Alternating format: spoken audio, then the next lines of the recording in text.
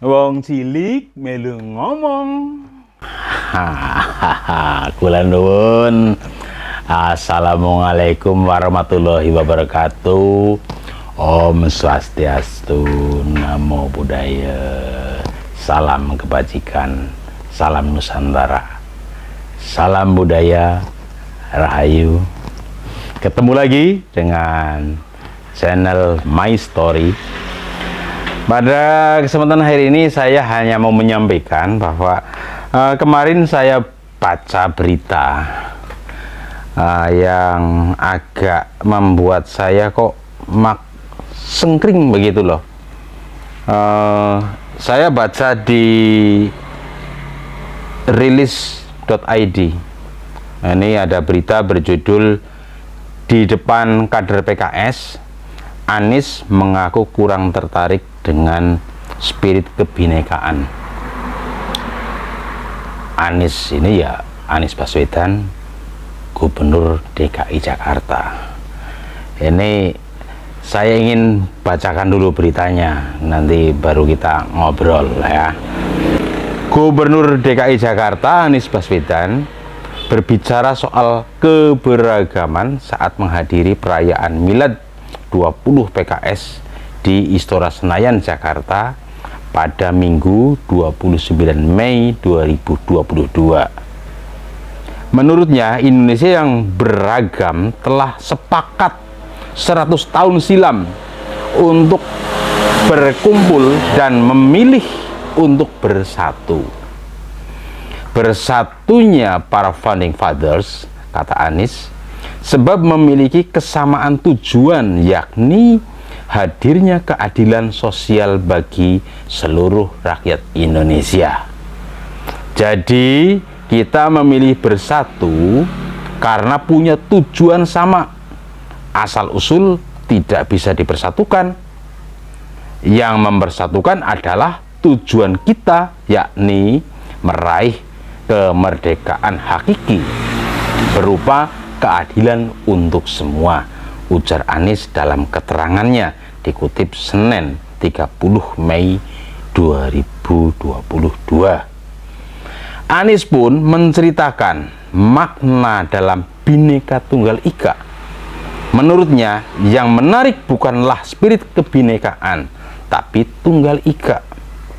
Sebab banyak negeri lain yang lebih bineka dari kita, tapi mereka tidak bisa bersatu. Inilah yang unik dari persatuan kita dan harus kita jaga, papar Anies. Selanjutnya, Anies menambahkan, keberagaman adalah karunia Tuhan dan persatuan adalah sesuatu yang harus diikhtiarkan. Nah, ini dari berita ini saya sungguh sengkring. Ada sesuatu yang menusuk perasaan terdalam saya. Karena apa? Kita hidup di Indonesia. Ini berasal dari berbagai macam suku bangsa. Kita tidak bisa menafikan semua itu.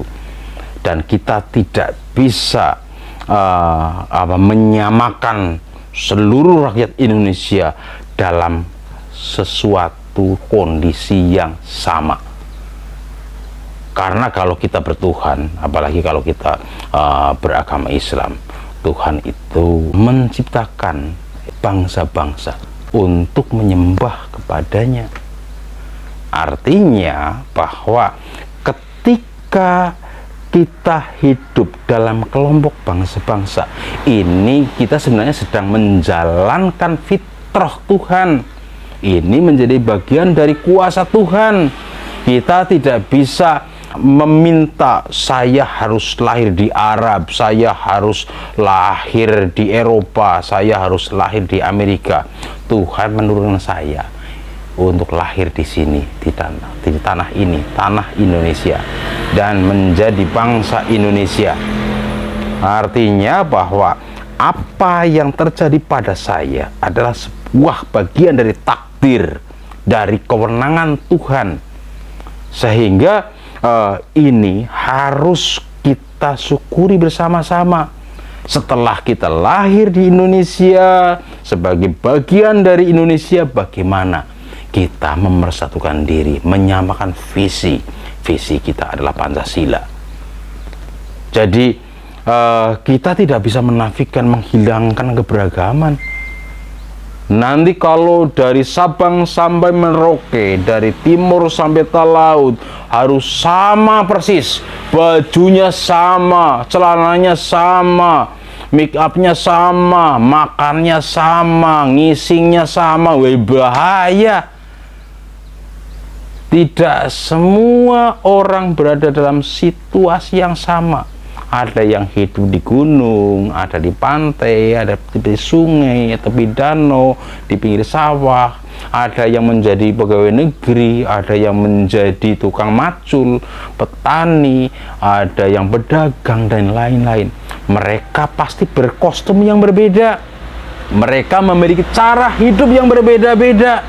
Mereka berada dalam situasi alam berpikir yang berbeda, dan cara berucap yang berbeda, bahasanya berbeda, makanannya berbeda. Ini sebuah fitrah dari Tuhan yang harus kita syukuri. Jadi kita tidak bisa menafikan itu, kita tidak bisa menghilangkan itu. Kalau kita sampai berpikir bagaimana ada kesamaan dari Sabang sampai Merauke, tentu kita sudah menyalahi kodrat Tuhan. Kalau kalian bertuhan, kalau kita bertuhan, mari kita menghargai kebinekaan. Kita harus menghargai ketidaksamaan. Perbedaan itu harus kita hargai.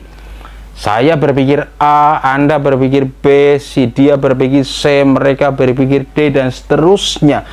Alam bawah sadar, alam berpikir bisa mencurahkan kehendak yang berbeda-beda.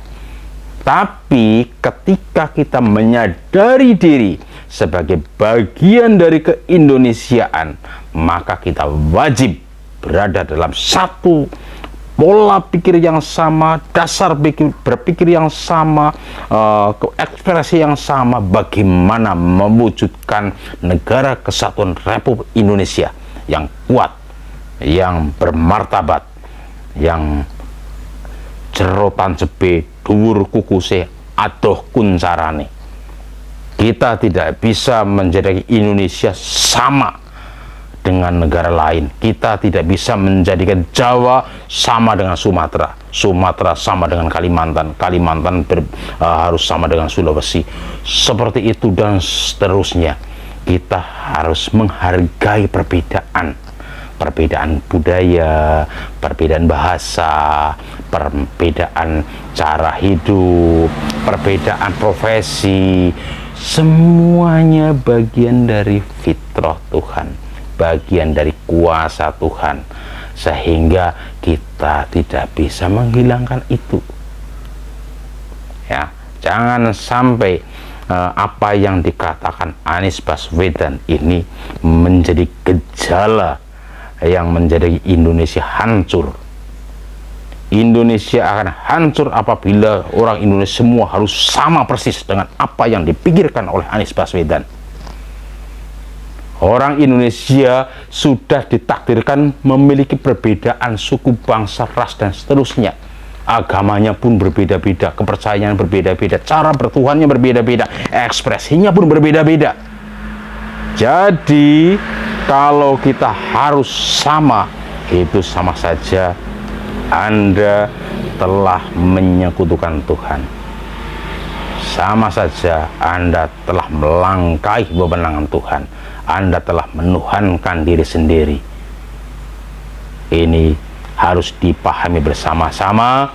Semoga apa yang kita bahas pada kesempatan hari ini menjadi pembelajaran bersama, penyadaran bersama bagaimana menyikapi apa yang terjadi dan memposisikan diri sebagai bangsa yang seharusnya, sebagai rakyat yang seharusnya dalam membangun negara kesatuan Republik Indonesia yang kita cintai sebagai tanah tumpah darah kita.